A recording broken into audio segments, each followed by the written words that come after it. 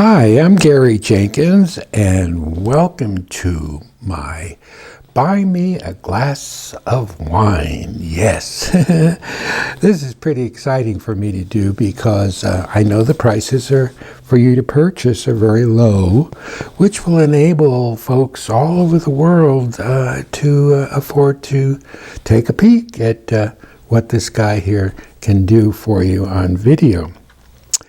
Today's class will be roses with a hummingbird.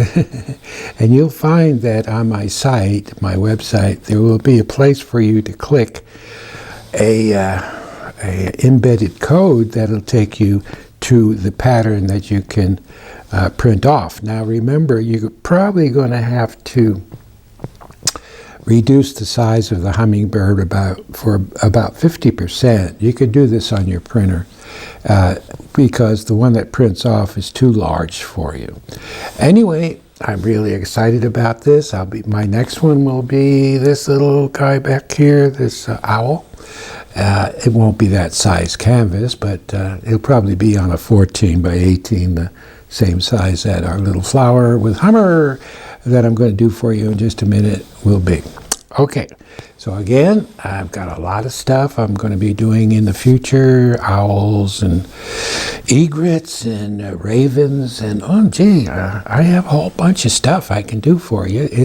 Now, these classes are a little more advanced. They're to take you from where you are and take you up and into another area that you should be in, because sitting down in front of a canvas and a blank canvas and creating these abstract backgrounds and then putting a subject on top, I don't think it gets any better than that.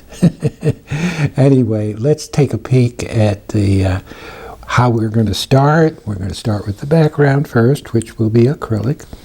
I name all the colors off for you as we go along. I might put something up on my website so you can see all the colors and the brush I used. Okay, let's get started. First of all, I'm going to name off all the colors for you. I use Liquitex Basic Acrylic.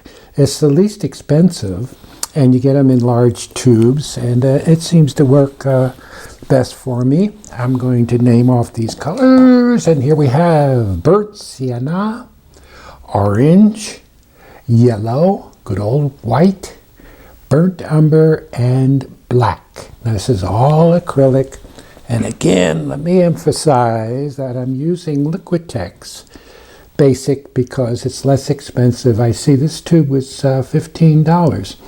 Whereas if you can get others that are, but have more pigment in them, but it's a lot more expensive. So I use the Liquitex. Let me take this down and let's get started. Let me show you the brush I'll be using.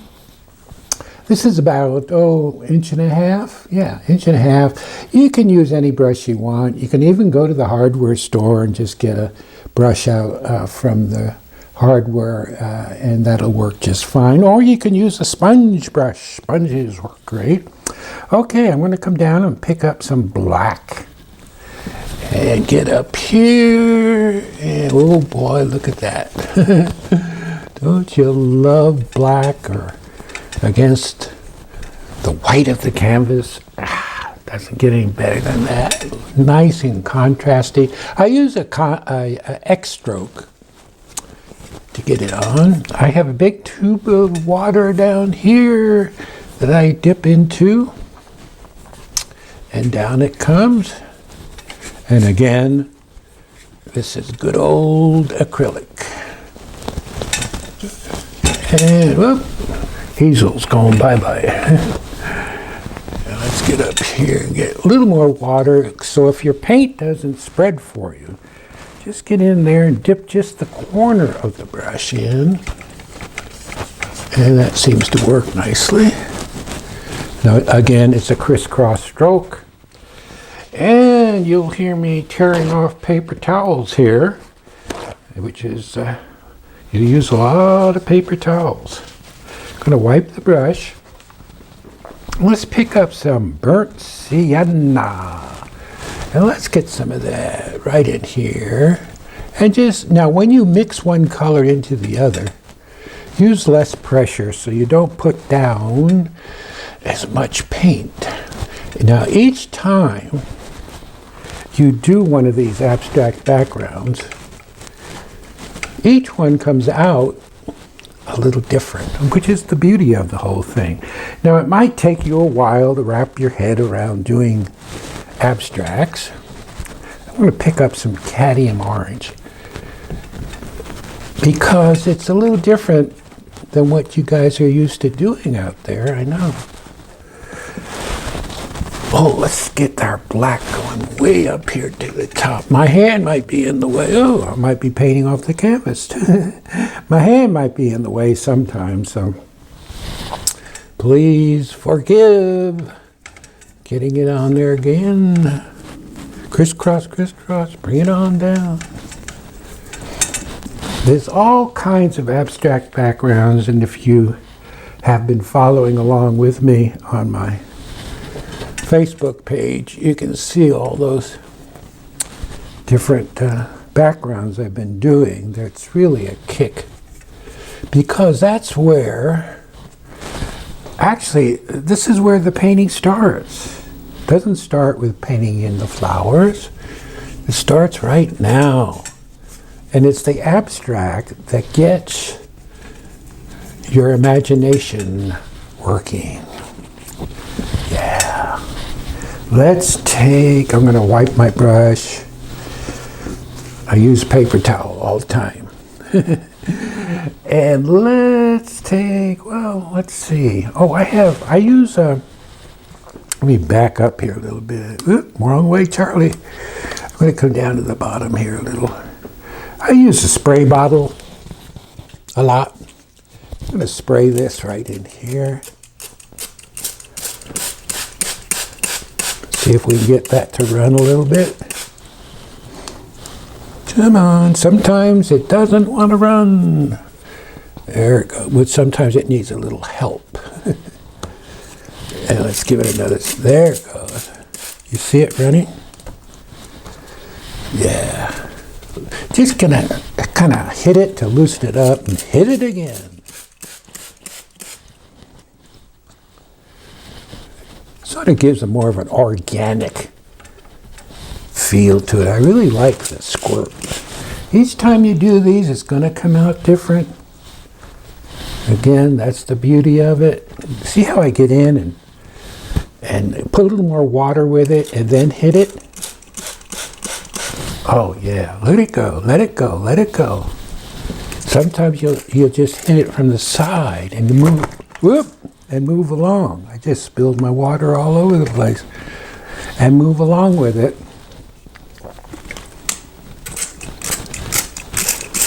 There it goes. Okie dokie. And just let it paint itself. Okay. Spilled a bunch of water on my palette, but we won't let that stop us. Right back into it again. Let's give it another squirt. Yeah. Ooh. Sometimes you have to let it dry and then put another layer on top, because we have pretty dark color on here. And if we want to go lighter, the dark would eat up all your light. So you might want to let it dry. I also use a hair dryer. I'm not going to use it because it's so loud. So let's squirt it again. Sometimes, you remember, we're creating. Let's take our paper towel and hit it right here. Just kind of dab it in there. You see what? Look at that. You never know. It's like a box of chocolates. You never know what you're gonna get. Just boom, boom. Just play. Play like a child. Let's hit it again. Let it run. It's kind of getting some, now I can't get any, I want to get darker in here, but I can't because it's so wet. And you'll find at home, when you're working, your painting is going to get very wet. So just let it dry or use a hair dryer. I'm going to stop for a minute now and let this dry up, and then I will get right back to you. Plus I have to clean my palette off because I spilled water all over it. Anyway, let's let it dry, and I'll get back to you in just a minute when it's dry, and I'll show you how we put some more lighter colors into this wonderful abstract background. Now our painting is dry. I used a hair dryer to speed it up and to drying. So when your painting gets too wet, just let it dry, and then you can go on top. Here's some black, and it takes beautifully because it's not wet, and it stays nice and dark for us. And again, it's a crisscross stroke. There it goes. Let's take some of our sienna and put it here.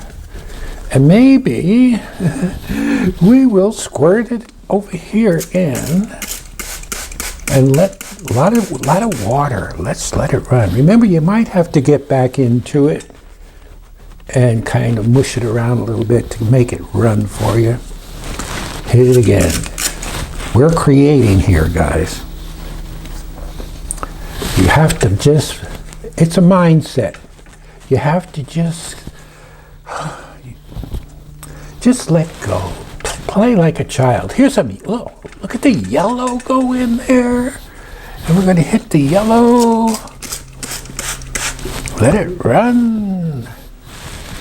You never know what's going to happen. Just let it go. Hit it, hit it, hit it. We're our own worst enemy, I think. We want everything to be perfect. We're afraid to let go. We're afraid just to let things happen. And that's where creativity lives, where you're not in control of every little thing. Oh boy, look at that. Look at the orange. My hand might be in the way.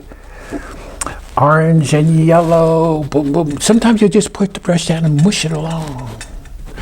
And let's get some more yellow right in here.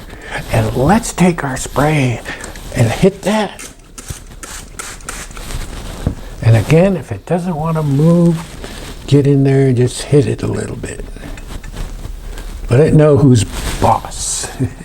Look at that yellow. Boy, it's really singing up there.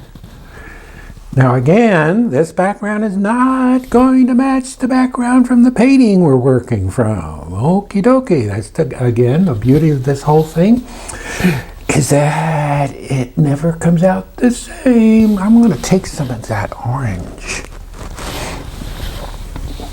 And let's remember, I dried this with the hair dryer, so it's dry. I'm going to take a little of that up there. Don't overdo the drippies. Can get too much, too drippy looking. No, you notice how I'm just kind of bouncing around. Notice how I'm painting off your screen. Way up at the top. Just kind of, almost like a dry brush now. See it? Yeah. Again, don't go just one way, this way or that way, but it's a crisscross, crisscross. And now I'm hitting it very lightly because it's just a very subtle, you might not pick it up, but it's a subtle tone back there. Let's go right in here. I got some good stuff happening in there. Shall we? I'm glad it happened for you guys so you could see it happening. One of the main problems people have when they're doing these backgrounds is they get too much color going. We can always go back in later with our oil and do that. Punch it up here and there, but right now we're not going to. Oh, here's a little more yellow. Not showing too much. And I'm going to squirt that. Ooh, looks like leaves. And let's get that squirt. Okie dokie. Anything else? Anything else we need to do, we can do later, or we might, let's just play, a little. Can you see how I'm just getting a feeling of some leaves? So it's very subtle. Maybe there's a vine coming out. Just, you see it? You see it happening? Starting to get the feeling of nature. Don't repeat the same thing over there. Look at that. Yeah, we have a really good start on this old boy. Now, what we're going to do, at this stage, this is where you guys get into trouble. You say, oh, that looks good, maybe it'll look better, and what happens? It goes down the toilet. So don't do that. You can always go back in later with oil. After we put our good old rose in, there's our painting. You can see there's the background on that one, and there's the background on this one. I like this one better. It looks cool. Remember, our rose is going to go right in here. It's nice and dark. Our blue wildflowers, our hummer will be up in here. We might punch this area up with oil later to really give it a good contrasty look. You all know I'm very fortunate that I have my paintings now in the Ken Rowe Gallery here in Sedona, Arizona. The Ken Rowe Gallery is the top gallery in Fine Art Gallery here in Sedona, and I'm lucky that they have chosen to let me go in. I'll tell you how I got in there. I walked into the gallery one day, and Ken, the owner, who is beautiful, does these, what do you call it, sculptors. He works in clay, and then they take it to the foundry, and they make it into bronze statues. He does beautiful work. Anyway, I walked in, and he was working on a piece, and he said to me, "You're an artist." And I said, "Yes, I am." He says, "Well, you're Gary Jenkins." I said, "Yes, I am." And he says, "Well, he and his mother used to watch me on television years ago." I said, "Oh, really? Well, thanks for watching." And he said, "Well, look, do you do paintings?" I said, "Yeah, I do." He says, "Well, bring some in." So I did, and that's how I got started with the abstract backgrounds. Also, my daughter Heather Roddy, her married name is Roddy, got me started on all these beautiful backgrounds. So that's how that started. And anyway, the rest is history. I took my work in. I became the top seller in their gallery, and away we went with that. Now I get to do these for you guys, and I hope you enjoy and doing these paintings. And let's create. I've got a lot of stuff on some other videos I'm going to do for you to get you guys going and hopefully get you to wrap your head around how to start a painting with a beautiful abstract background. Now, the next thing we're going to do, we're going to let this dry, and we're going to put this pink rose right here, right there. Oh, it's just, can you see it? Nice dark background, ready to go.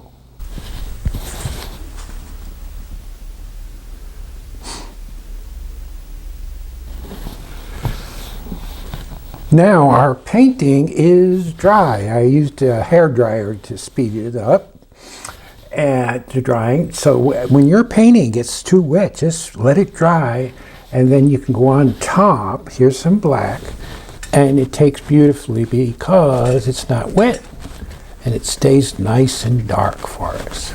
And again, it's a crisscross stroke. There it goes. Let's take some of our sienna and put it here. And maybe we will squirt it over here in and let a lot of water. Let's let it run. Remember, you might have to get back into it and kind of mush it around a little bit to make it run for you. Hit it again. We're creating here, guys. You have to just, it's a mindset. You have to just let go. Play like a child. Here's something. Look at the yellow go in there. And we're going to hit the yellow. Let it run. You never know what's going to happen. Just let it go. Hit it, hit it, hit it. We're our own worst enemy, I think. We want everything to be perfect. We're afraid to let go. We're afraid just to let things happen. And that's where creativity lives, where you're not in control of every little thing. Oh boy, look at that. Look at the orange. My hand might be in the way. Orange and yellow. Boom, boom. Sometimes you just put the brush down and mush it along. And let's get some more yellow right in here. And let's take our spray and hit that. And again, if it doesn't want to move, get in there and just hit it a little bit. Let it know who's boss. Look at that yellow. Boy, it's really singing up there. Now again, this background is not going to match the background from the painting we're working from. Okie dokie. That's again the beauty of this whole thing, is that it never comes out the same. I'm going to take some of that orange. And let's remember, I dried this with the hair sprayer, hair dryer, so it's dry. I'm going to take a little of that up there. Don't overdo the drippies. Can get too much, too drippy looking. No, you notice how I'm just kind of bouncing around. Notice how I'm painting off your screen. Way up at the top. Just kind of, almost like a dry brush now. See it? Yeah. Again, don't go just one way, this way or that way, but it's a crisscross, crisscross. And now I'm hitting it very lightly because it's just a very subtle, you might not pick it up, but it's a subtle tone back there. Let's go right in here. I got some good stuff happening in there. Zowie, I'm glad it happened for you guys, so you could see it happening. One of the main problems people have when they're doing these backgrounds is they get too much color going. We can always go back in later with our oil and do that. Punch it up here and there, but right now we're not going to. Oh, here's a little more yellow. Not showing too much. And I'm going to squirt that. Oh, looks like leaves. And let's get that squirt. Okie dokie. Anything else? Anything else we need to do, we can do later. Or we might, let's just play, a little. Can you see how I'm just getting a feeling of some leaves? So it's very subtle. Maybe there's a vine coming out. Just, you see it? You see it happening? Starting to get the feeling of nature. Don't repeat the same thing over there. Look at that. Yeah. We have a really good start on this old boy. Now, what we're going to do, at this stage, this is where you guys get into trouble. You say, oh, that looks good, maybe it'll look better, and what happens? It goes down the toilet. So don't do that. You can always go back in later with oil. After we put our good old rose in, there's our painting. You can see there's the background on that one. And there's the background on this one. I like this one better. It looks cool. Remember, our rose is going to go right in here. It's nice and dark. Our blue wildflowers, our hummer will be up in here. We might punch this area up with oil later to really give it a good contrasty look. You all know I'm very fortunate that I have my paintings now in the Ken Rowe Gallery here in Sedona, Arizona.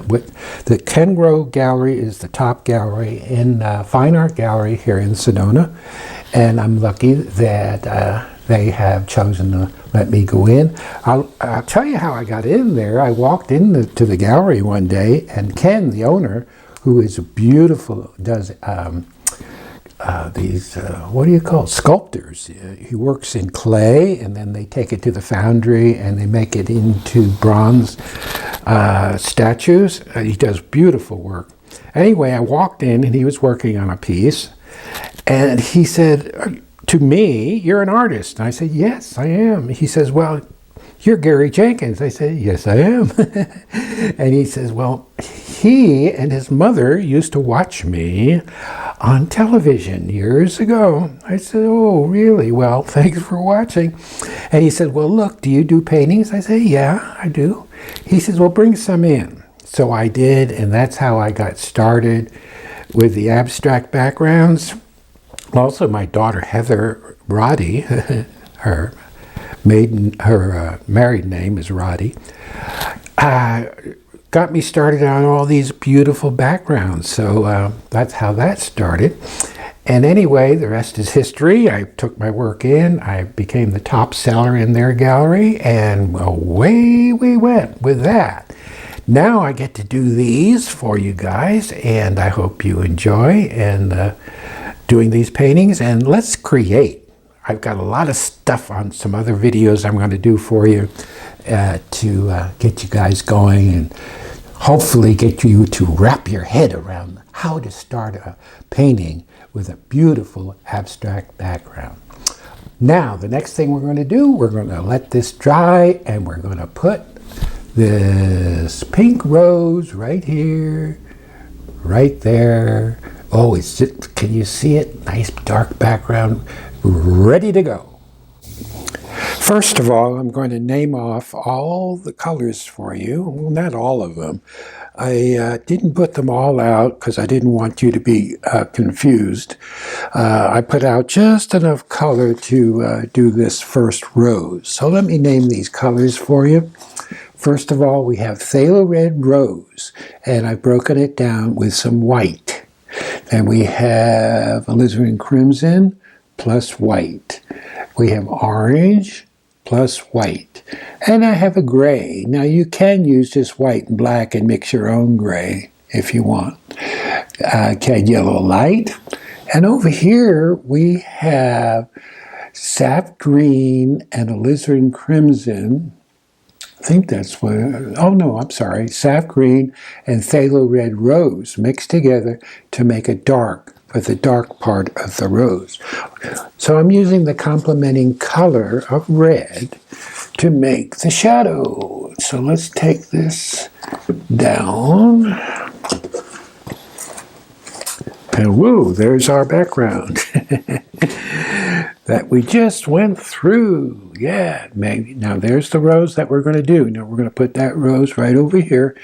Also, before I forget to tell you, for a medium, I just use odorless thinner in a jar. And what else? And I put a thin coat of linseed oil, very thin, so you put it on and wipe most of it back off on here to helps make the paint slip and slide along for you.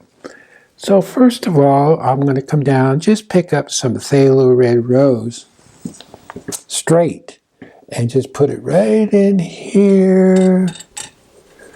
Maybe come down a little bit more with it. Now I'm using some odorless thinner, and I'll get that in. Now we don't care what's happening in the middle.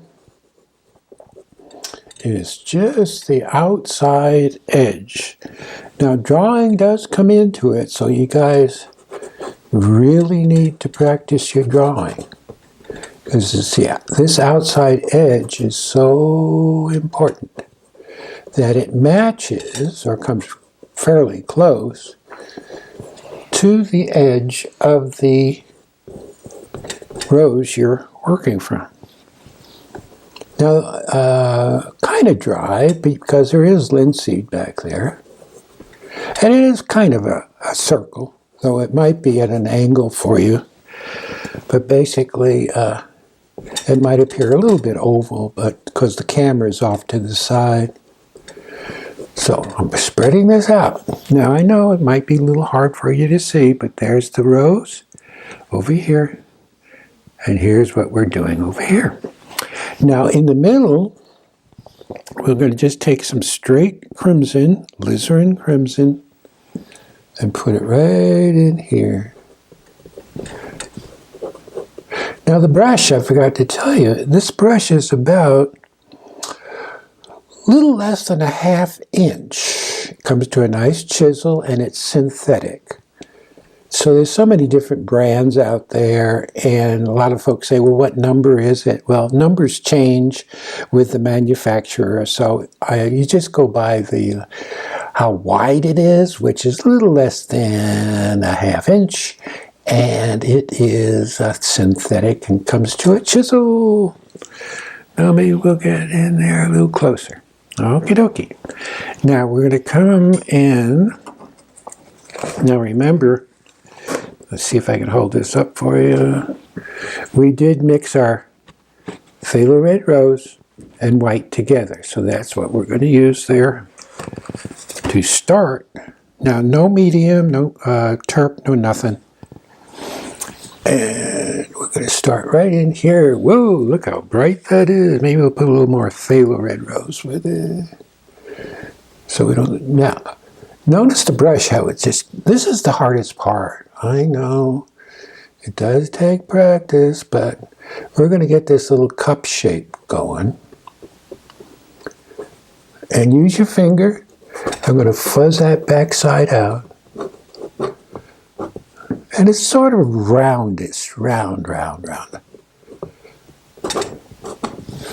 And that's the start. You can see, oh boy, that rose is sitting in there. We're going to come out here and take and tuck that edge in. And using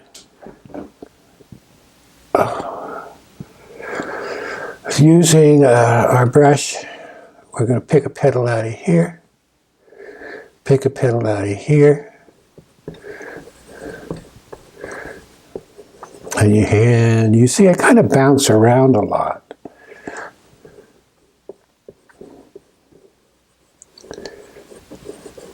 So this is really the drawing so important. As I come into the dark, I use less pressure. Looks simple, doesn't it? Well, it takes practice. There's no free lunch. I'm just using what paint's left, guys. I hope my hand isn't in the way. It's hard to do it, keep track of where my hand is. This is just sort of a half circle.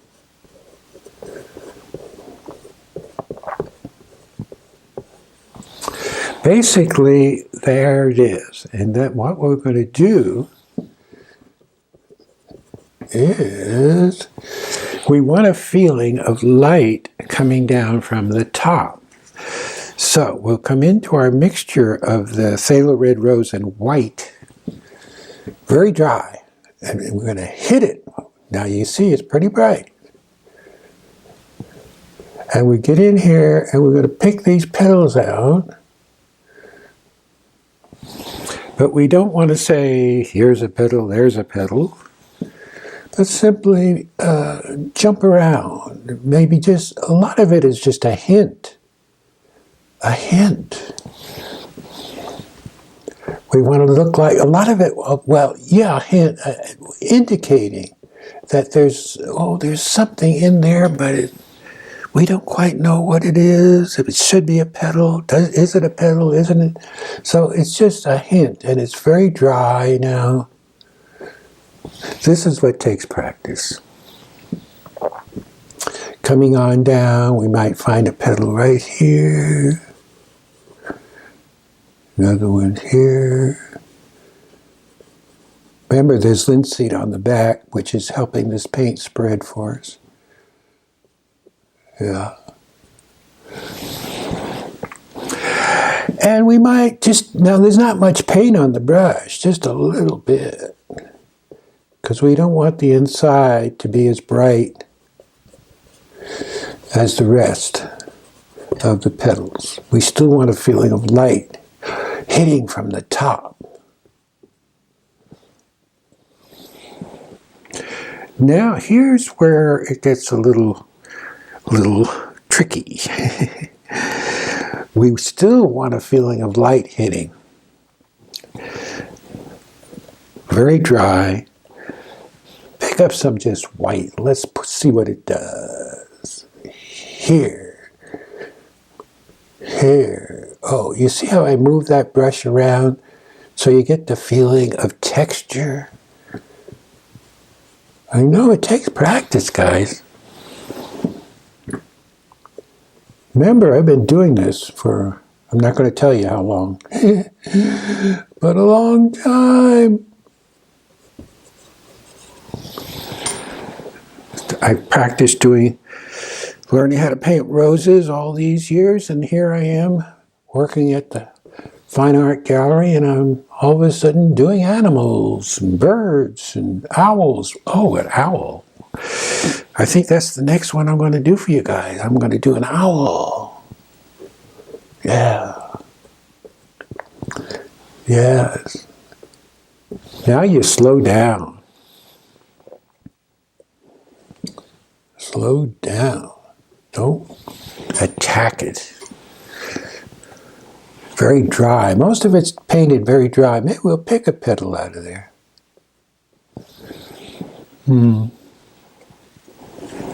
Maybe sometimes it's just a little shot where the light is just hitting on the edge of the petal.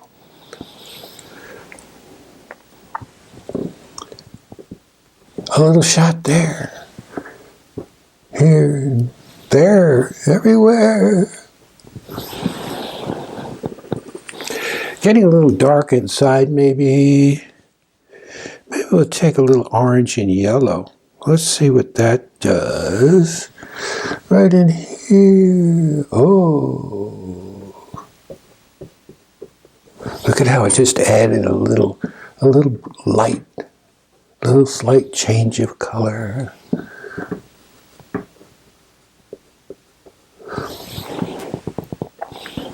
You see this area right here?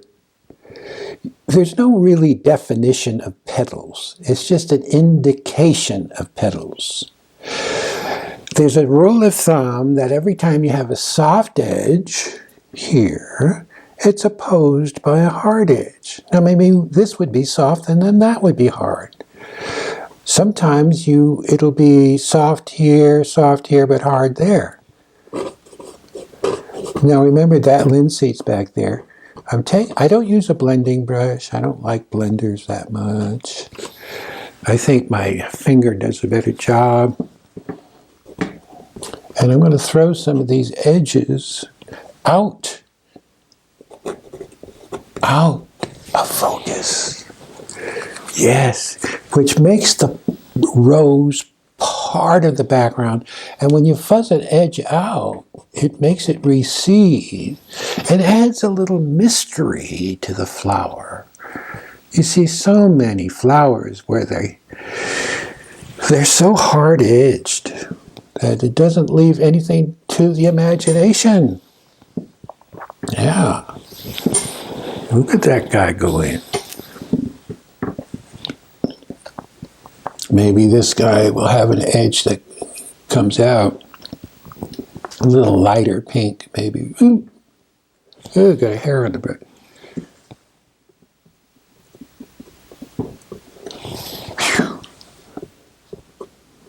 Yeah. You see? You see how soft that is in there? Ah.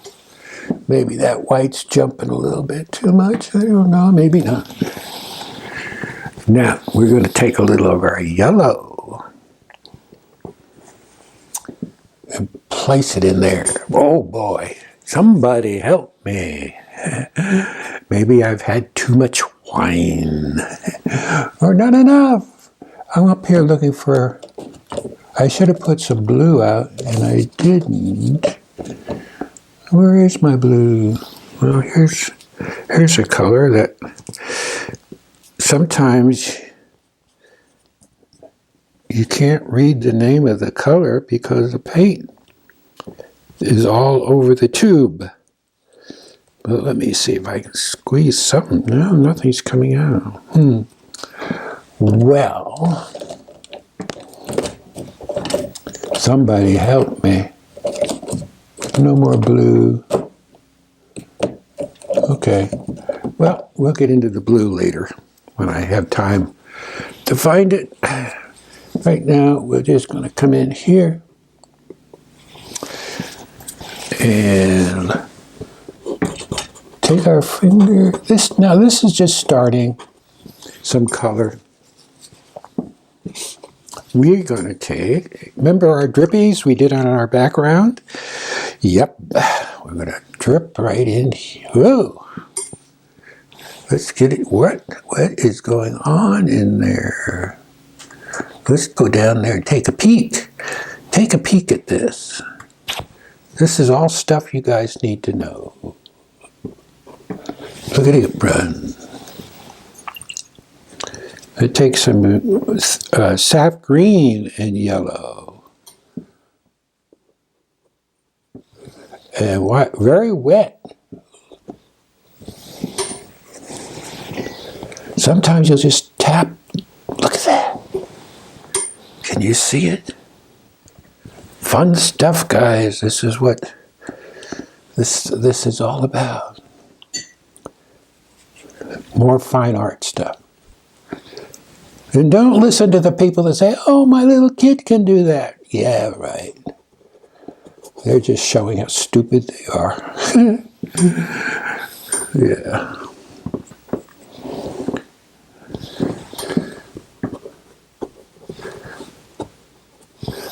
Oh, now right under that rose, I wanted to get a little darker, little green, crimson. Yeah, add a couple darks under there. Maybe our sap green and yellow. And let's see if we can get a hint. Just a hint. And now again, we just want a hint of leaves. You don't have to get in and spell everything out for folks. Now, the paint's really thin. This is why this background is so cool to have. Maybe we'll repeat our phthalo red, rose, and white. Right in there. Let's see if that drips. Drip. And let's take, what do we have? Green, yellow, very thin. I'm using lots of turp. I'm going to go, can you see that? I'm spattering it. Watch it happen. Can you see it? Maybe put a little white with the yellow, make it show up more. Right here. Boom. Yes. Sometimes just boom. Boom. Oh, yes. Boom, boom, boom, boom. It looks, you want it to look like, oh, there's a lot of junk in there. A lot of vines and stuff in the background. Can you do that? I think so. Just take the brush and hit it. Hit it. Maybe some, boom. Right off. You didn't even see that one. See how it's looking? How is it looking? And we haven't even done that much to it yet.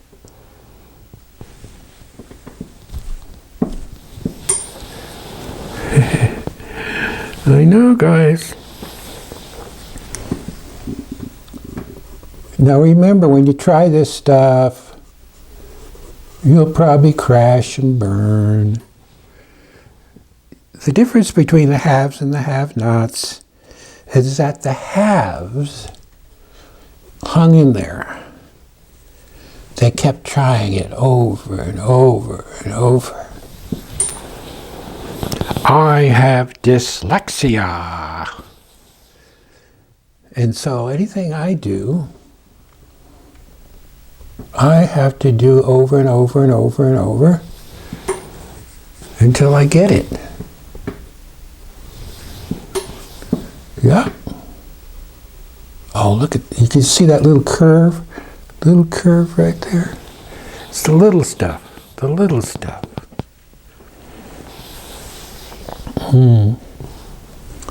Way back here. Sometimes just to find an edge of a petal. Boom, you see it? Oh, look at the light, how it just, oh, geez, yes. Somebody help me.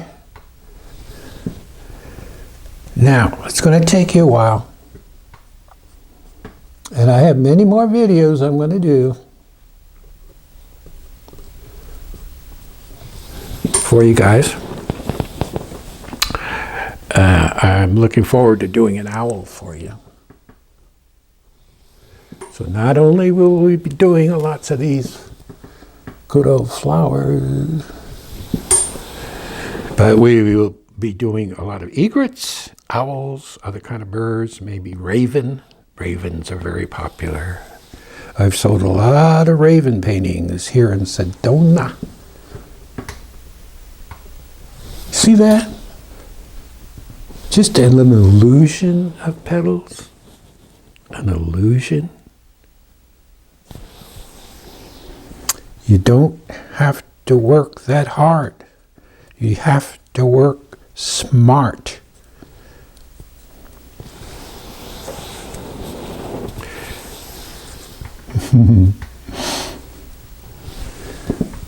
Maybe it's still...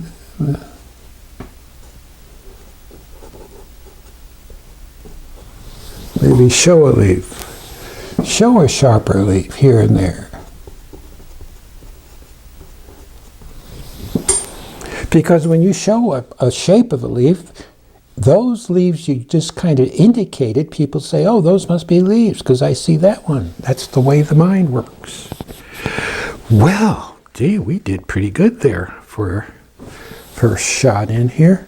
I'm going to take a little more, and I'll, when I turn the camera off, I'm going to go looking for my blue. Let's get a little more shot. I want a little high note right in there. Where that we're going to, remember we had that linseed on there. Finger, push it around. Let things happen. We're creating. Don't try to control everything. Notice the size of that guy. See, here's my hand. So you can see that rose. That's a pretty good sized rose. A lot of neat. Now right in here.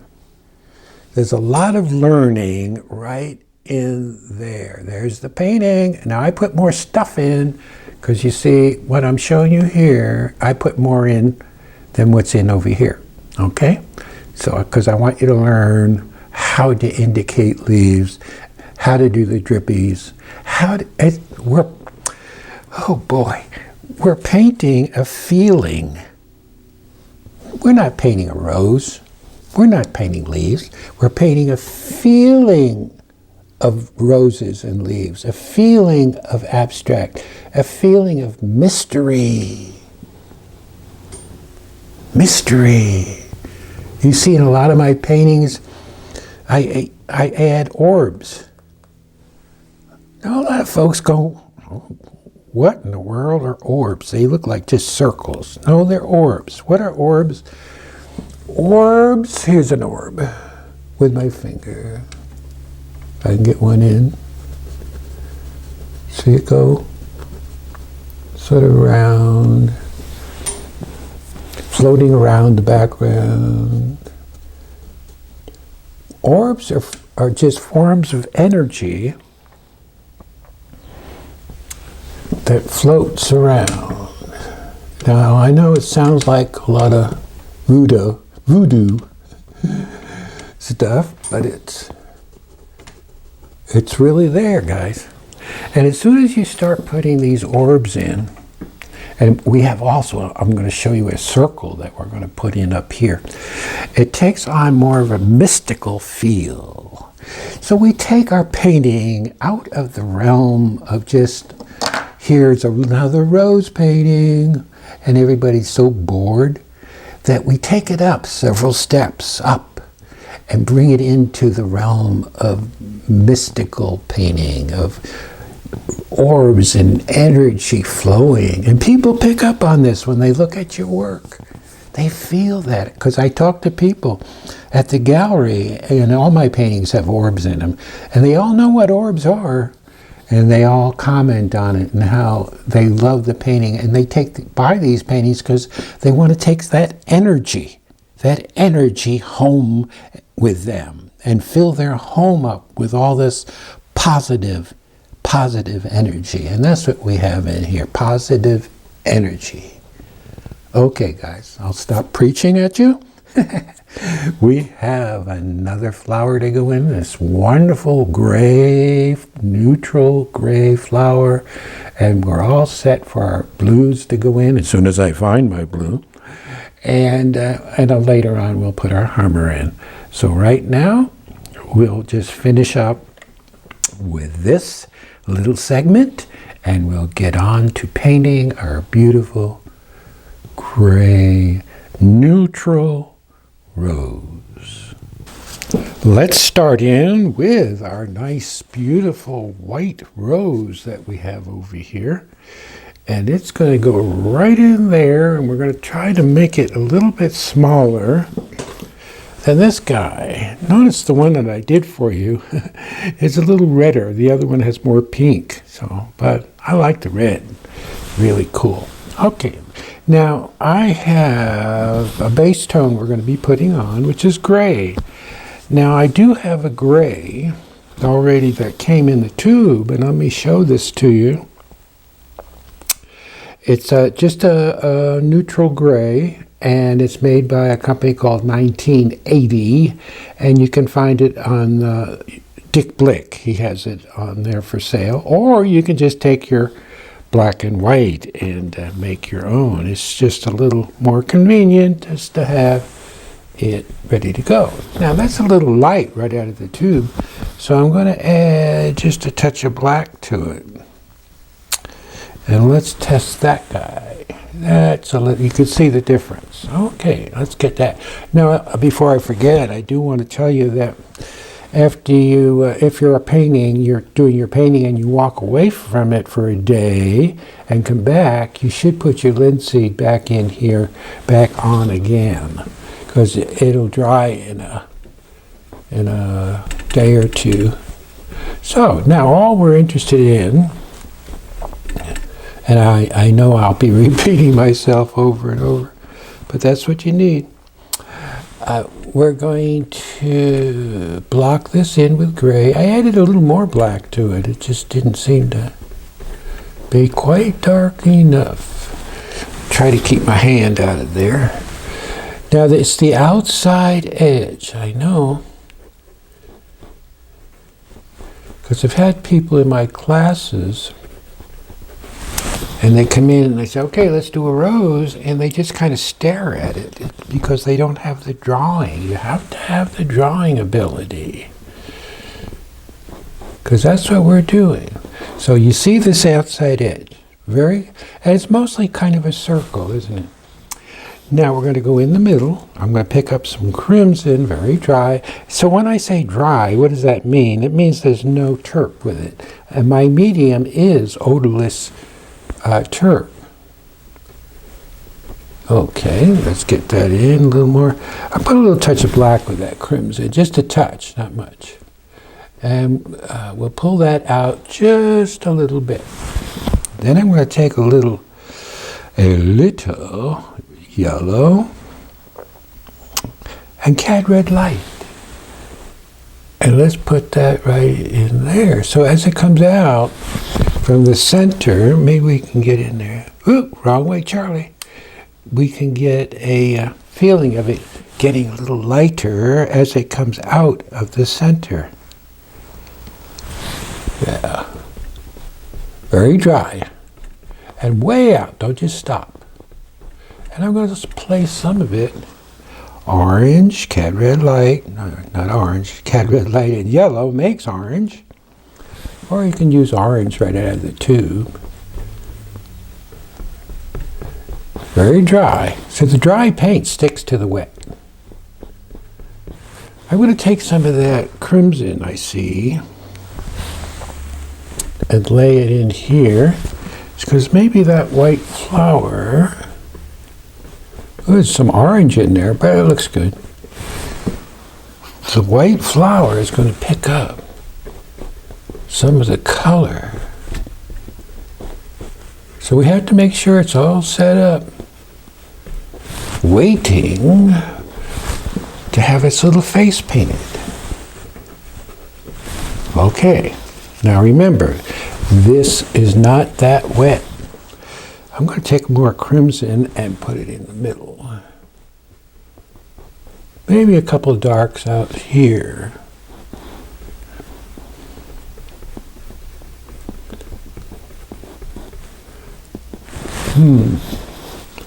Let's make sure that we have our shadow dark enough back here. A little more crimson.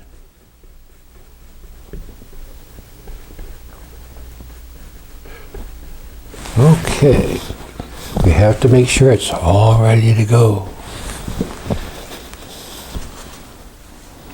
Don't rush the brush.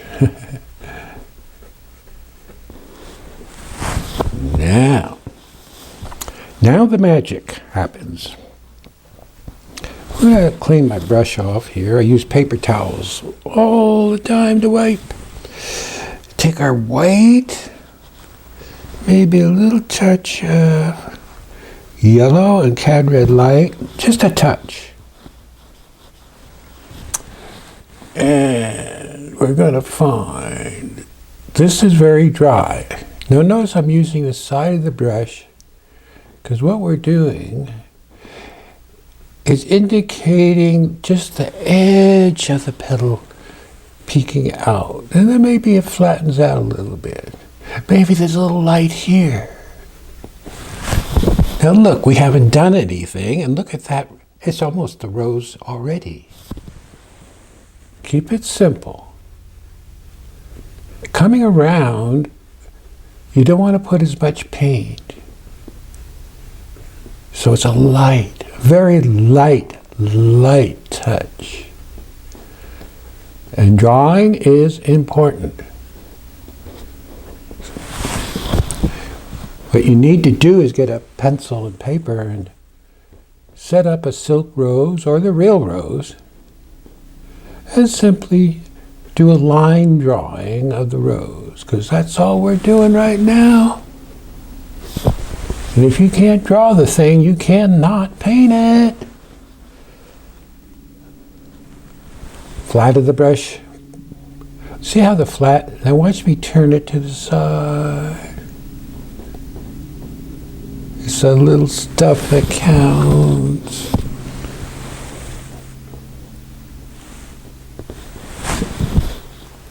Boy, it's amazing how little we're doing and how effective yellow and Cad Red Light. How effective it is. Just get your head wrapped around this stuff, and your paintings will take a big jump up in quality. I'm just barely hitting the canvas.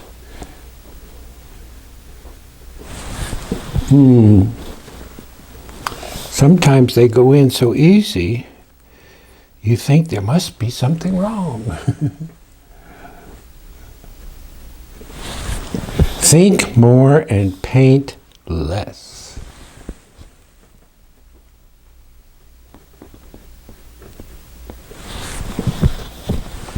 That's a little flat up there. That's why I'm kind of hitting it a little bit.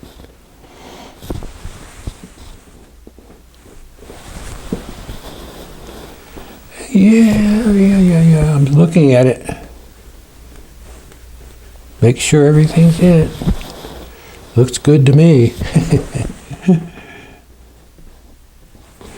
Don't forget your finger. And that rose is drying up on me, so it won't blend in where I want it. So we'll wet it down a little more.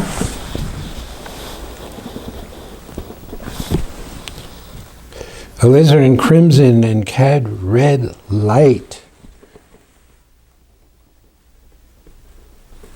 Finger. The dark in there is important. Okie dokie. I don't want to overwork this guy. Again, keeping it simple. Let's take a look at an edge. Right here. Finger. And remember, I have that linseed back there.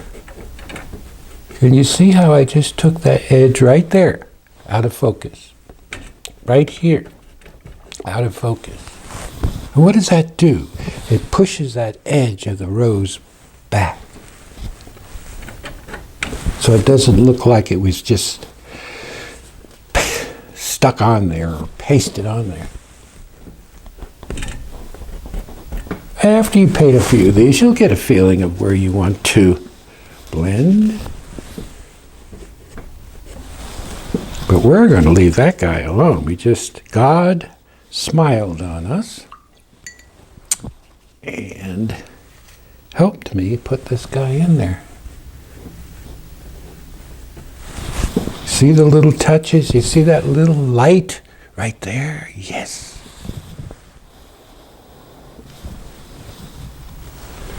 Maybe another petal here. Maybe there's a little wide one right in there. Maybe there's a little light caught on the top of that. Oh, yes, yes.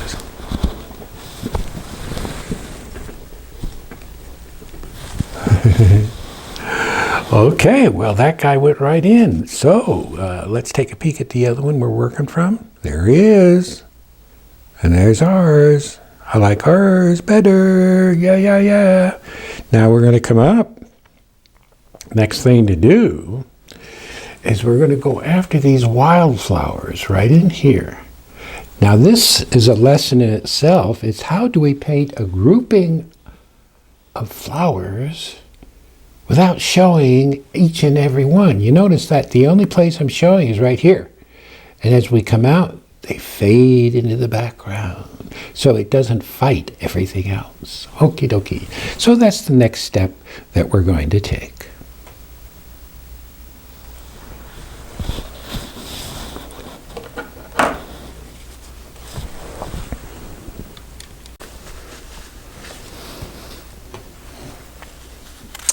Okie dokie, now we're going to start with our little wildflowers, these little blue guys over here. And on this lesson, I'm going to show you how to paint a grouping of these wildflowers without actually painting every single one. Now I've got, for my dark blue on my palette, I'm into a color that's called ultramarine blue. And I'm using the same brush. And we're going to get up here and start putting this in. Now, you can hardly, well, you can see it. I thought maybe, well, it might be not showing up enough. But it seems to be showing pretty good. Okay, ultramarine blue. And you notice I'm just not too wet. And it is a pretty dark blue. And we'll just get that on in roughly the same shape that you see over here. Doesn't have to match it exactly. And it's pretty dark, I know. So now we're going to come into our cerulean blue, and let's just test it. This will really show up. Yeah. Actually, I think it shows up more than it really shows up. Camera might be picking up a lot of this. There's some down here. Now the shape, we have to have, when I'm blocking these in, I'm thinking of petal, petal, petal, and then a foreshortened edge. Sometimes we'll mix some of the ultramarine and the cerulean together, so it's not too bright. Now, I'm not just dabbing any old way here. I'm really thinking about the petals and how they're shaped. I do have some reach in front of you. I use some of these artificial flowers, like this. These are a little bit lighter, but for shapes, and mainly I use it for shapes. I have another one over here with some purples. In some paintings I'll mix the two together. Now I'm going to take this cerulean and white, and as soon as we mix white with it, really makes it show up. So there's a petal, and then a foreshortened edge. You see that? Then, just to make it show up a little more for you, we'll take a little yellow and cad red light and show a little center. And there's your flower.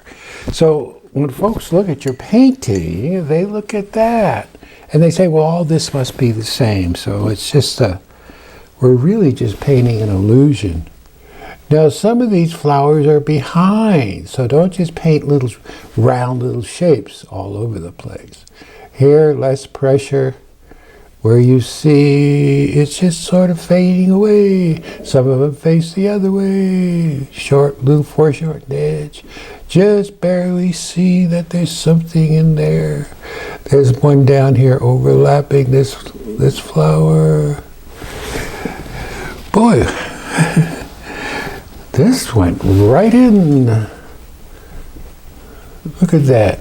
Remember, you want to have all these little subtle shapes going, where these flowers are they're just fading away into the background. Ultramarine blue and maybe a little crimson to make a dark. We might have a little stem there. I don't know if it shows. It might not show too much. Stem, stem, stem. Main thing is that you don't get a lot of hard-looking flowers all over the place. This is cerulean and a touch of ultramarine blue. And then again, our little Hummer is going to go here, so let's leave some space for him. Yeah. Then inside, maybe our yellow and cad red light. And as soon as, watch this, it's just an illusion. Boom. You see how it looks like there's a center in there? Here, here, here, here. And don't get carried away by showing a lot of shapes. That looks really cool. If we have to add more, we can always add more later on. There. Bring it out just a little more. But again, we can bring it out more later, but I think that's pretty subtle. Looks pretty good.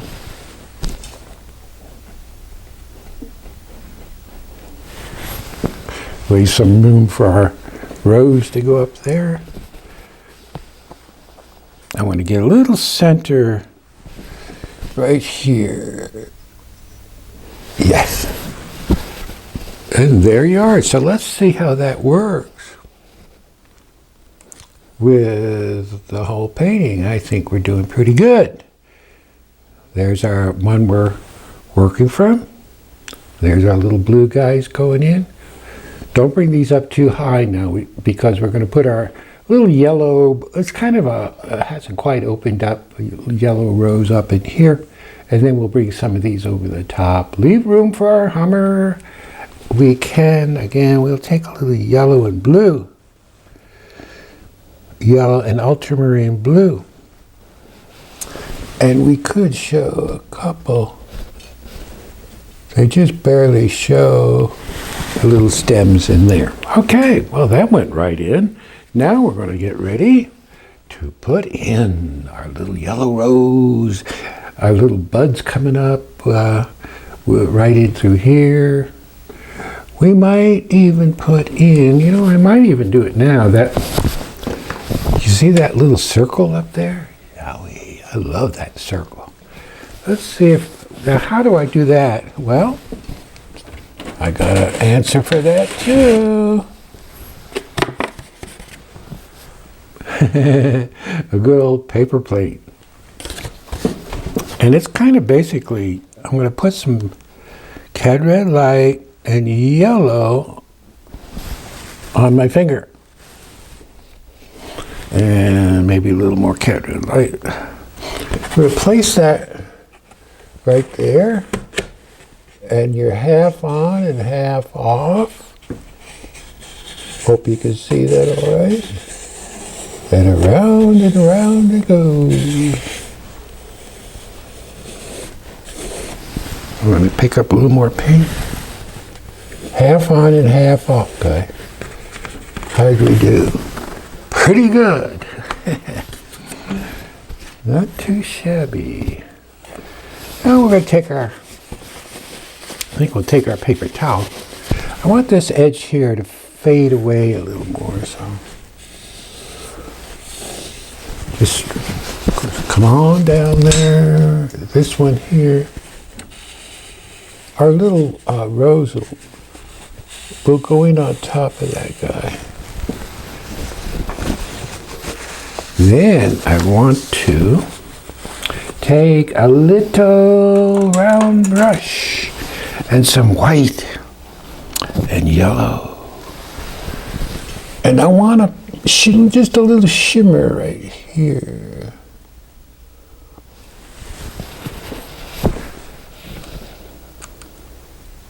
Right up there. It's yellow.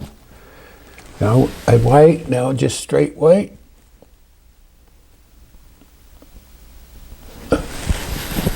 Can you see that little bit of glow?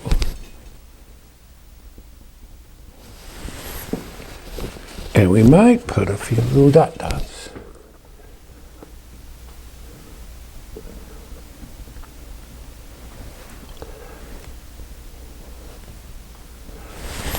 You see, I love doing the dot dots. Let's take some yellow and gray.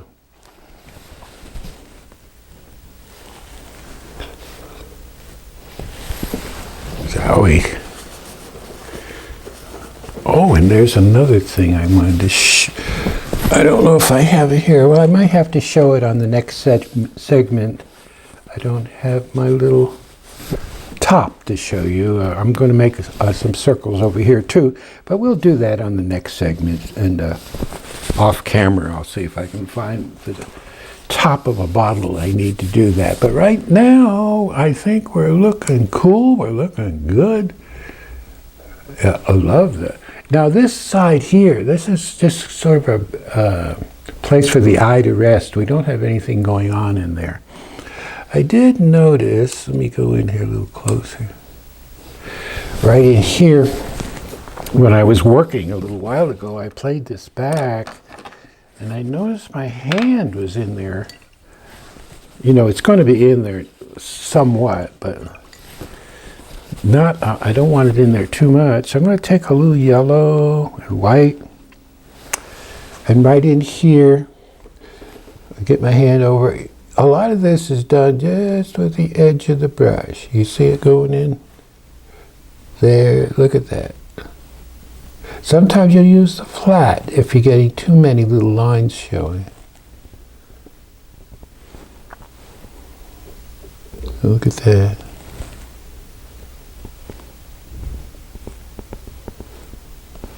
Yeah.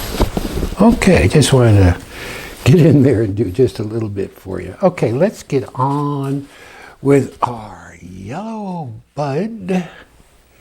And right up in here, these flowers plucked, they just went right in. Boy, I must be doing something right. Maybe Maybe I don't need to drink as much wine as I thought I would have to. Okie dokie, let's get on with the next segment.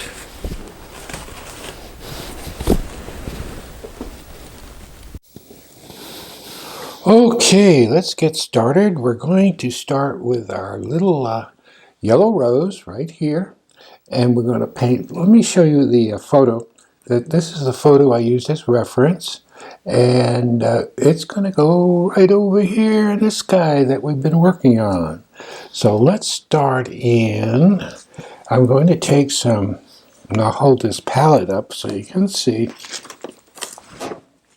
some Cad Red Light. Where are we? There we Cad Red Light. And a little, maybe some yellow, maybe orange. We'll see. We'll just get up there and let's start in with our Cad Red Light. Oh, a little touch of crimson. And Cad Red Light. And it's very dry. And when I say dry, it means that there's just no terpenoid or turpentine in there. And that goes right in here. Very, very dry. We start in the middle. Sometimes I'm using the side, sometimes the flat. Then we're going to take another color, which I might not have that color out here either. This is called Yellow Ochre. See if I can get it out of the tube. Squeezing it here. Sometimes I forget to put the tops on. I'm going to stick the handle of a brush in there. Okie dokie, there it goes. And this is yellow ochre. I'm going to take that yellow ochre and place it right in here. Notice the side of the brush coming up. Notice the rose has a slight curve or turn to the right. This is just the base color underneath. And you just pat it on. Now this is going to come right on down, and as it comes down, it'll pick up. I'm going to get a little larger with it. So we really want to play around with that outside edge. And it comes on down. Now as it comes down, it's going to pick up some of that blue, which is fine, which is going to throw that little guy into shadow, a little more ochre.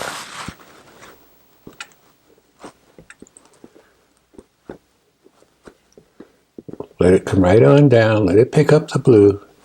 This is really wet into wet.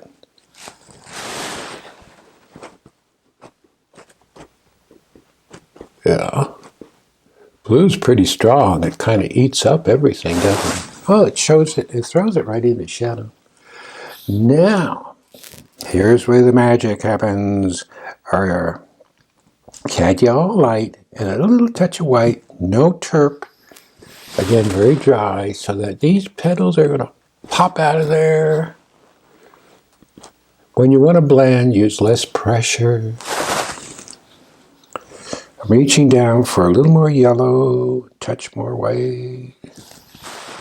There's a big one right here. Whoop. And we're going to take and pull that top down into it. Look at it go into shadow by itself. Yes. Yeah, look at that. The side of the brush, don't forget. And this guy comes down this way. Flat of the brush. And it comes around and sort of goes back into shadow, maybe a hint of a petal there. Yes. There is a little petal that is on this guy that's overlapped. A little overlapping. Yeah. Don't make a big deal. It's just kind of there.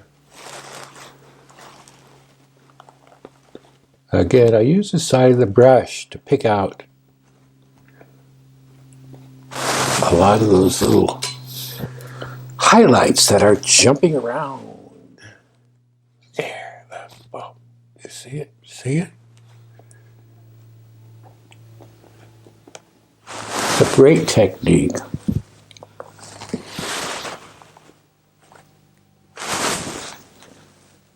Still using yellow and white. So it's a building process. We build it up. You're not going to get it all in one shot.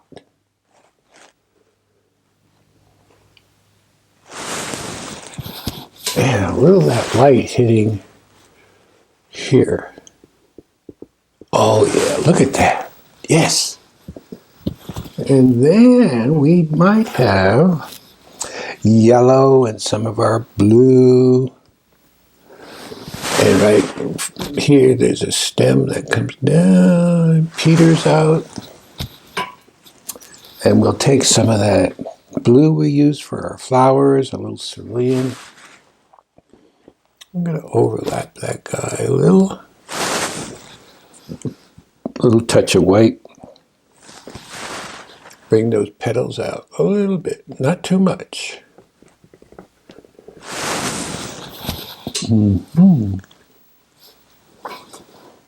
How we doing? Looks like we're doing pretty good. Gonna clean my brush off. And I see a little shot right here. We want to get that in there. Don't overwork it and keep blending and doing and get in and get back out. Yeah.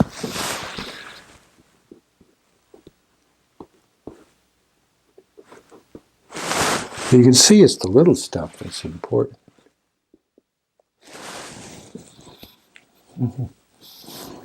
Maybe we'll put a little touches into that one. Maybe that's a little too much.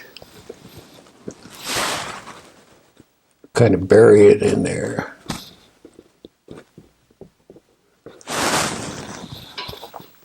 We do have, now let's get, oop, wrong way. How's that working in there? Yeah, it's working. Ooh, pretty good.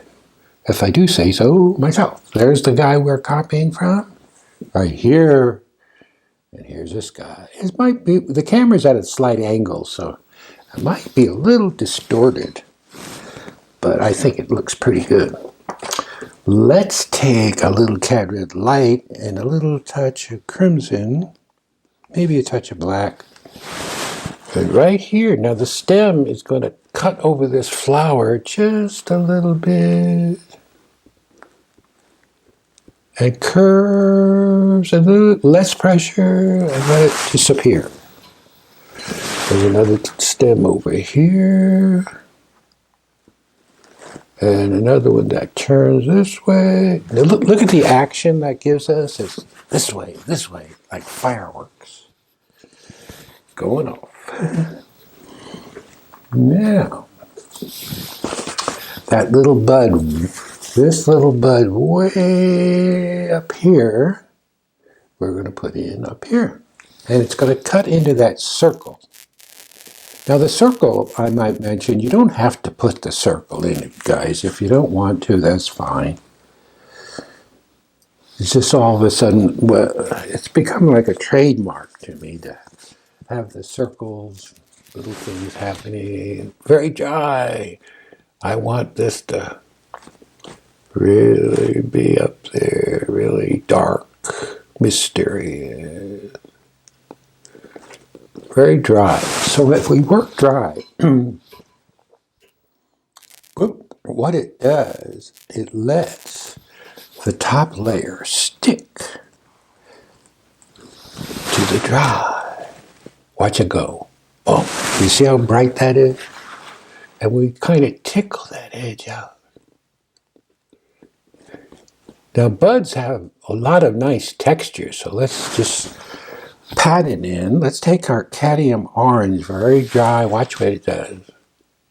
Look at the light. Let there be light. Let's take, as we go up the color wheel, orange, yellow.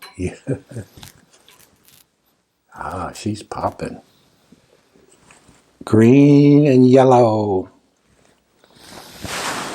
And we'll get a little shot right there, and a little that greenery that shows, that comes over the bud, a little lighter. Cerulean blue and yellow. Let's get that to show more. Yeah. Maybe right here. Another one. It's kind of coming out. Still using blue and yellow. And maybe this one comes out this way. So you don't want a mirror image of that over here. And a little more yellow right here. Good. Let's go down to the next guy, which would be this one. We have a nice grouping right in here. Boom, boom, boom. So that's what we're going to go for next. And we'll get a little... Once you learn this technique, nothing changes. That's the beauty of it. All you do is get better and better and better at what you're doing. That's Cad Red Light. And we'll take our blue and yellow, makes a light thing.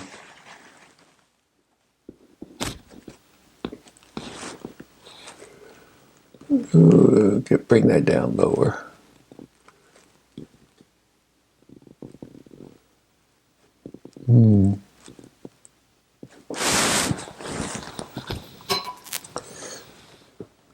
This poor little guy needs help. Help me. Help me be nice. Still more yellow. Oh, there we go. There, yeah. I'm going to bring that Cad Red Light. Make that bud reach up there. And as it comes down, we'll take a little our crimson. So it looks like it goes down in there. Yeah. And we got another guy. Cad Red Light. Another one down here. Nice fat. Oh, fat bud. And then it comes to a little point, that braggot point. And as it retreats and goes towards the back, we'll take some crimson and darken that up back there so it just disappears. Let's take a little Cad Red Light more.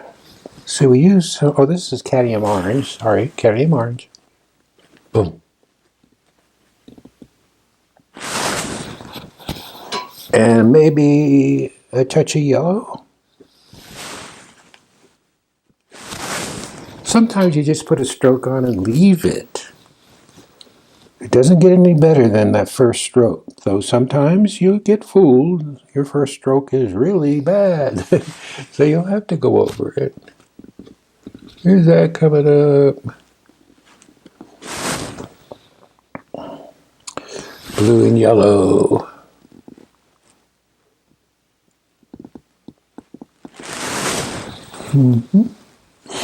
And again, more blue and yellow. Maybe we'll put another one right here. Yeah.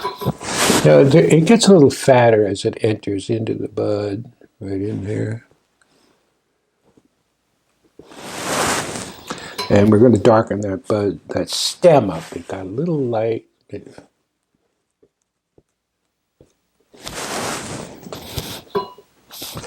A little darker. Has to reseed more into the background.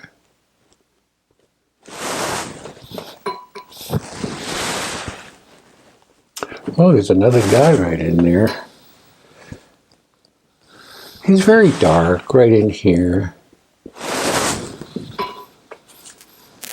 Or yellow. And cerulean blue. Namely, this guy hasn't opened up yet.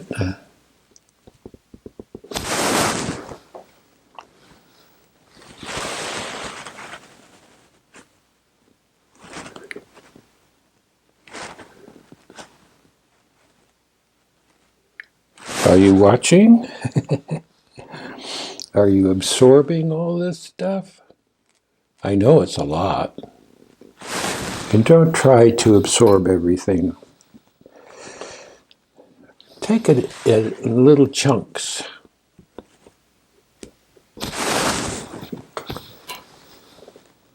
Because it's the little chunks that make up the whole. This guy is just very dark. Maybe we'll lighten up that little center in there. Cool. I see that stem as it enters underneath here. We're going to get a little darker right in there. Then we look at the whole thing and say, okay, what needs to be punched up? Maybe we'll come back up here. Yes. Painting right off your TV. Up here, yeah. Yes, yes. Important to note the action that these buds are taking. The curves, the energy that it adds to your painting. I'm looking, let's see what we've got here. How does that work with the whole thing? Oh, look at that. There's our painting we're working from. And there's this guy here. Yeah. I hope you guys out there tell your friends about this little videos I'm doing for you. Buy me a glass of wine. Because I want to do a lot more of these for you. I've got owls and egrets and against this background, wonderful background. This one got pretty dark back here, I know. But on some others we'll lighten it up and get other stuff going. But we can take our finger, or pick up some white. I'm going to come on down here with some white on my finger. Boom. And then wipe your finger, and we're going to just sort of blend some of that out. Boom. And we'll take a little touch of that white, and maybe we'll have a touch of it here. Oh, just a touch. A little hint over here, just a touch.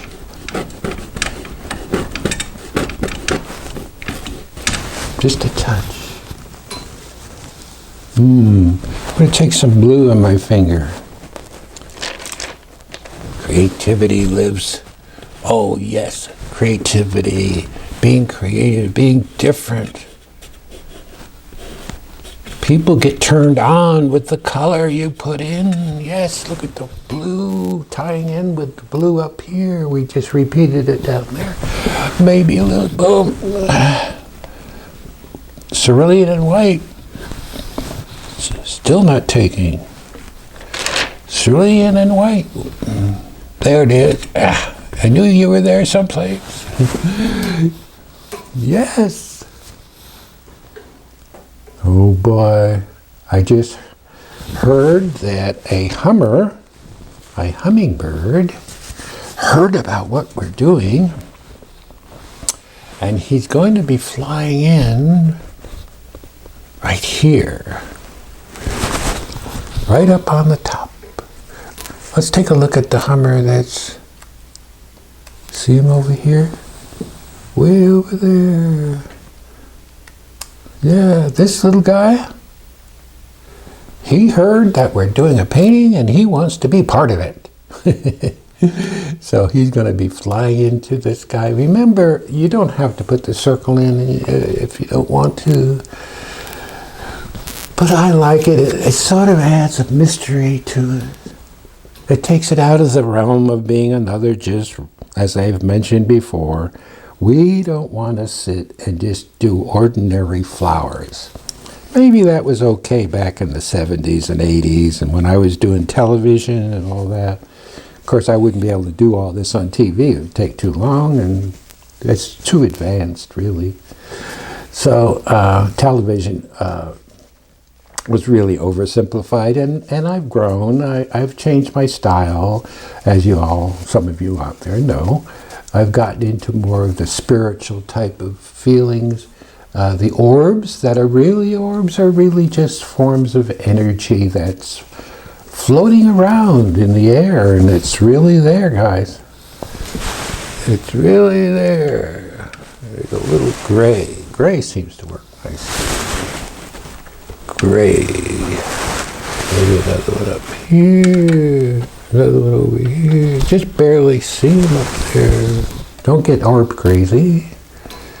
If you get orb crazy, you can always take some of them out. Take a clean towel. Got a little crazy up there. And I'm going to wipe some of them out. They're just barely there. Okie dokie. Now I'm sitting back and I'm looking at the painting. Right now, I think I really threw a lot of stuff at you guys. Oh, I know, but it's 50 years of me learning and this new style I'm doing, and I'm very excited about the new look because I've made the transition from just being, painting just roses into more of a fine art look. And that transition, as far as the gallery, the high-end gallery I'm in, really made the difference. It made your prices go tripling and way up there. And I'm now in the gallery, I'm getting buyers, I'm getting collectors that are looking for my stuff. They're coming into the gallery looking to see what I've done that's new, and it's just an exciting time for me, guys. And what I'm doing here is sharing this all with you.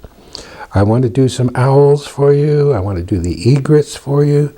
I'm going to have the patterns you can download. I'm working on that for you, so you can download the pattern for the little hummingbird. I'll be doing an owl. You'll have a pattern for that. Egrets, every animal I do for you, you're going to have a pattern. So you can get on with it and get these paintings done and up. I think I'm going to try it after the Hummer goes in, is try to show you the copper leaf I do, because I don't frame them. And all my paintings are done on a gallery wrap, which is the sides are about 1.5 inches deep, and it's all copper leaf. I'll show you how to do that. Again, well, the next thing we're going to do is that good old Hummer that's going to go, let's see where the Hummer is going to go. It's going to go right up here, right in here, and he's going to be sort of looking down. Now, hummingbirds don't usually go around roses. No. But what they do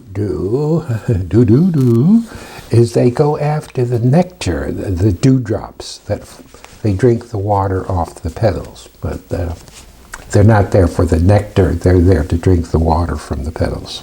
Anyway, that's our excuse for putting a Hummer in there. So let's get on with it, and let me show you the next segment on how to paint a beautiful hummingbird coming in to our painting.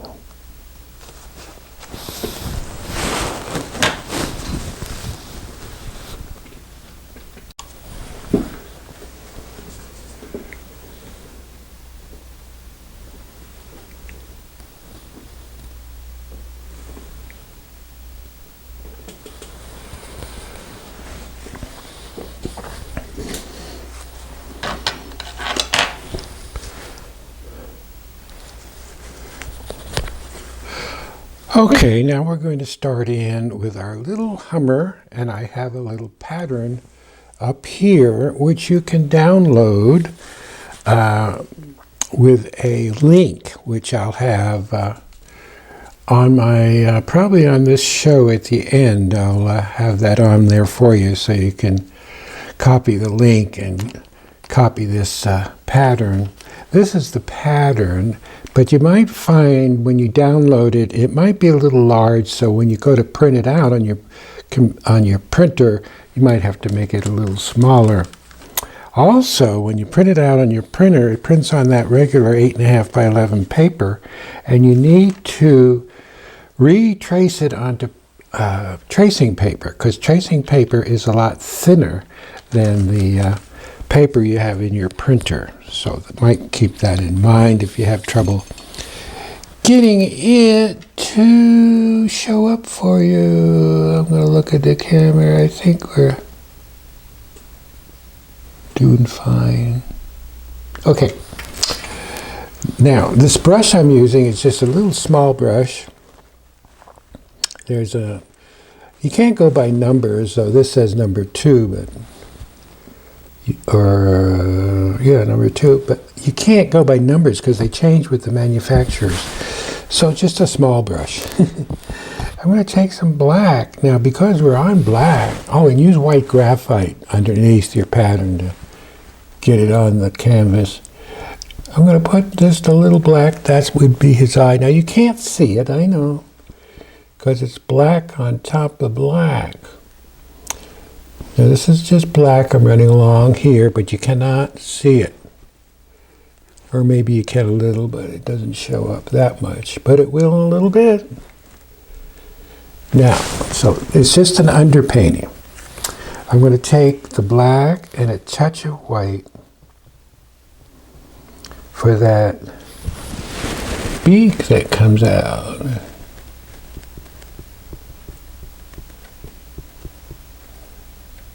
Aha, you can't even see what I'm doing. There, let's get over here. So there it is. Boom, see it? White. It's sort of a gray tone.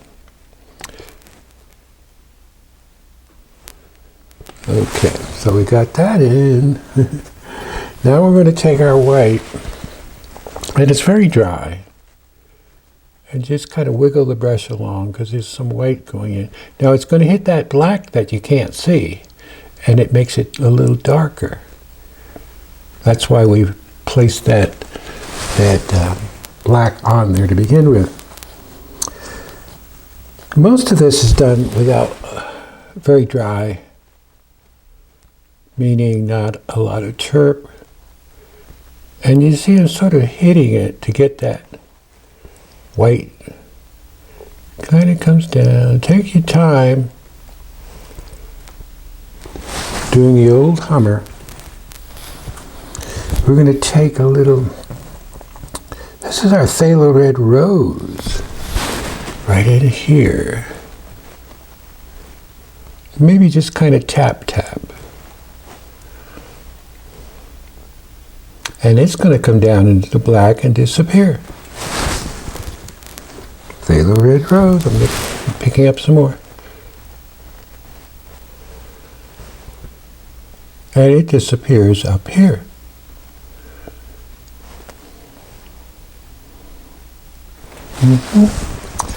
On top of the phthalo red rose, we're going to take some cad red light. Very dry. Oh boy, there it is, popping. Sometimes it's just a tap.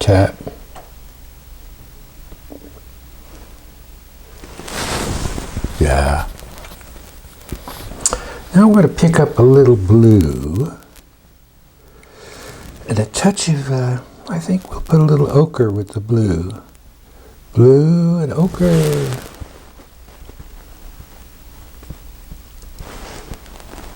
I'm trying to keep my hand out of there, which is really hard.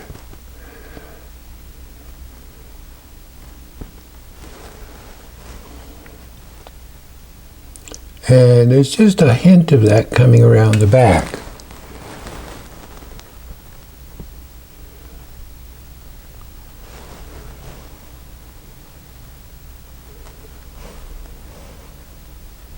And we'll come up this way a little bit. His belly comes up.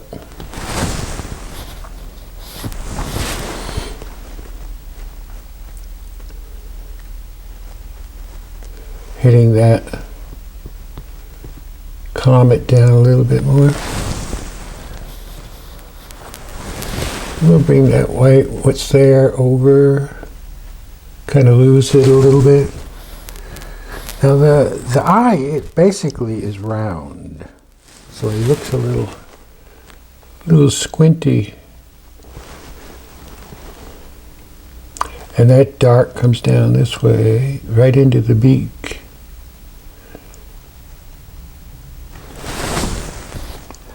And the hummers are so small that you can't not really see an awful lot of detail.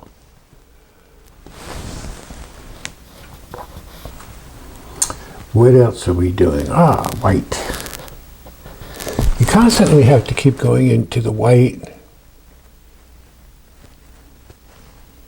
Notice it comes around. It doesn't come straight.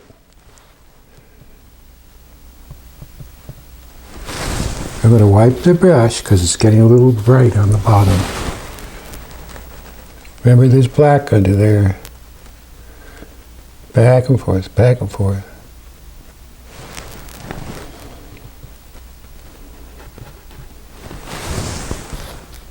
Cool. Keep telling yourself, hey, that looks good, because nobody else is around to tell you.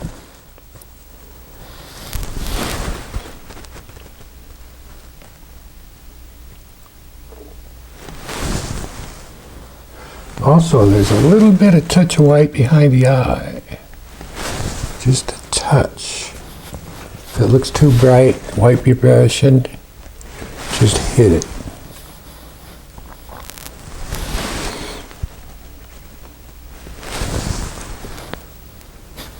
So let's see, back up a little bit. I'm going to take another brush. It's a little flat brush. Where are you? There you are, a little flat brush. And we'll take, because the back wing here doesn't show that much, but it has to show a little. So we might take our black and a touch of white. And let's see, that one comes way over here. Get a little more white.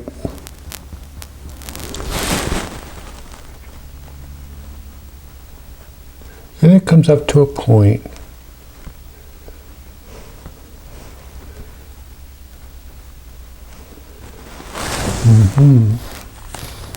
And when our black, it's very dark.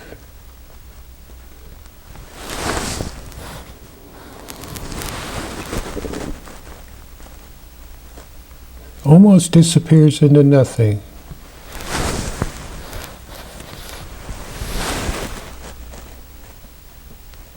Comes to a point. And the other shows up a little more, so we're going to take a little ochre. And it comes out here. Comes over the body. This one comes way through, way out here. Ochre, yellow ochre.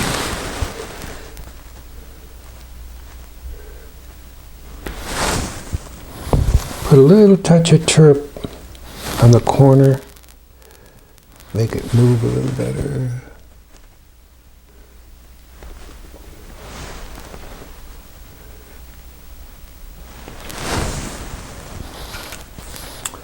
And black, maybe a little sienna with the black to warm it up.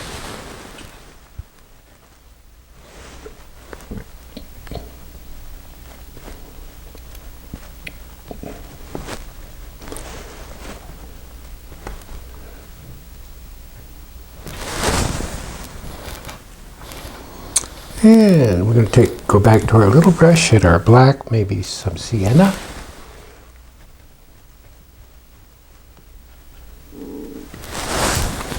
And it's dark underneath that wing, coming over the body.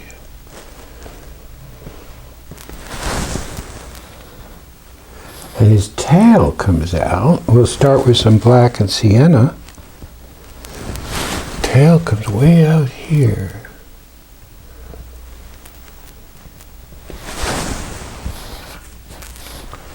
This is kind of dark.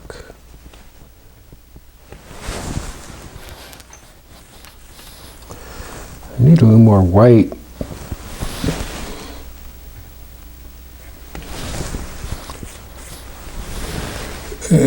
I'm using a little Archer brush.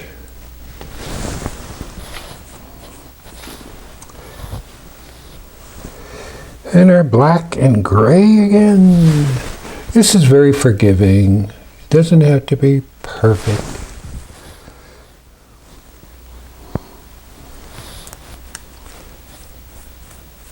I'm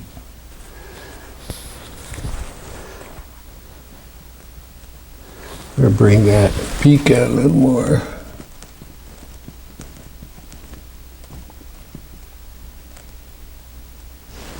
Yeah. And the dark over it. Oh, my hand's out of the way. Hard to paint this little guy and keep my hand out of there. Lost his eye, so let's get that back in.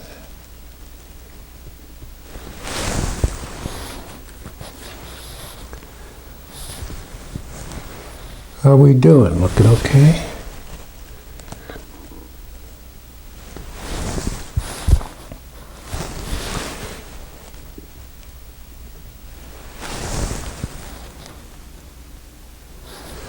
Doesn't take that much, guys.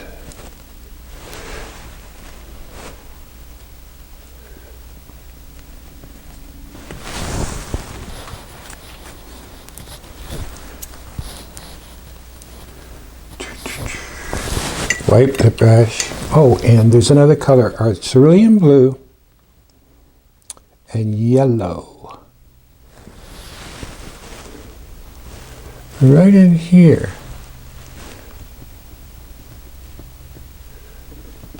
It's sort of a yellow. Can you see it? It's sort of a yellow-green, like a phthalo yellow-green. And that doesn't take much. How's he looking? Well, it looks pretty good, but let's go in close. Get in there too close. It looks a little ragged, but in the painting, he's much smaller than what you're seeing. If it looks a little too strokey,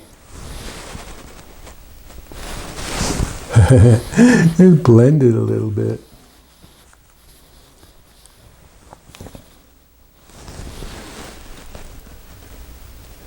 A little black in here because his belly, it just gets lost into the background.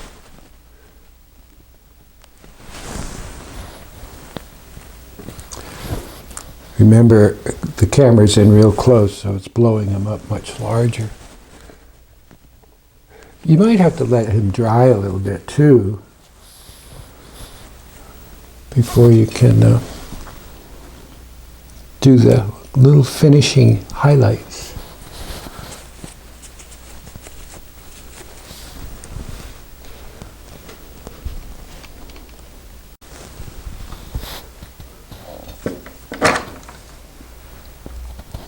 So I went in and touched him up after he set up a little bit to get the little brighter whites, and this yellow and turquoise cerulean blue makes that kind of a green tone, the red in here. Bringing the beak out and just kind of indicate, don't get crazy with him. He's way in the back, and you don't see a lot of detail when these hummers are flying anyway. Okay. That's it with the hummer, and let's see what else we can do.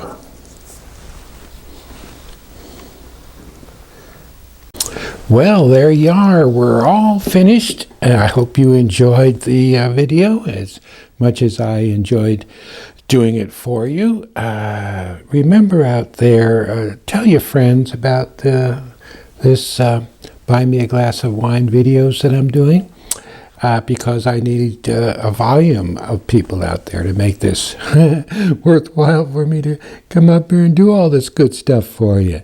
So tell your friends so that they all can come in and sign up. It doesn't cost hardly anything, and it gives me a chance to reach out and show you all this new gallery stuff that I'm doing. And hopefully you need to play these videos over and over and over until it gets really embedded in your mind, and it's really a mindset and how you approach your painting.